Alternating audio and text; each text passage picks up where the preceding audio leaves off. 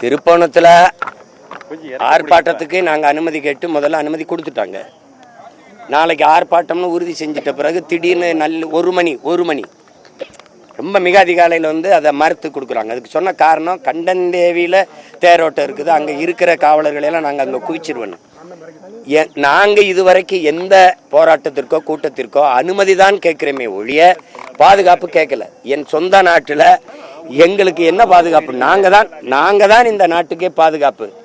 எங்களுக்கு என்ன பாதுகாப்பு? நாங்கள் காவல்துறையிட்ட அதிகாரிகள்கிட்ட கேட்கறது அனுமதி தான், பாதுகாப்பு அல்ல. பெர்மிஷன் தான் கேட்குறோம், ப்ரொடெக்ஷன் கேட்கல. அதனால அங்கே நீங்கள் சந்தை இருக்கு கூடிடுவாங்க, நீங்கள் வந்தால் பெரிய கூட்டம் வரும், உங்களை பாதுகாப்பு கொடுக்க முடியாது. நான் கேட்கல. இப்போ அனுமதி மறுத்தாலும் ஒன்றும் இல்லை, நீங்கள் மறுத்துக்கிட்டு இருங்க, நான் தடையை மீறி நடத்துவேன், நீங்கள் வழக்க போடுங்க, சிறையில் வைங்க, அது பற்றி எனக்கு ஒன்றும் இல்லை. ஆனால் அது காட்டாற்று வெள்ளத்தை நீங்கள் என்ன பண்ண முடியும்? சும்மா கற்களை போட்டு குவிச்சு தடுத்துட முடியுமா என்ன? அதுக்கெல்லாம் நான் இல்லை. நான் நாளைக்கு குறித்த வரையும் ஆர்ப்பாட்டம் நடக்கும்.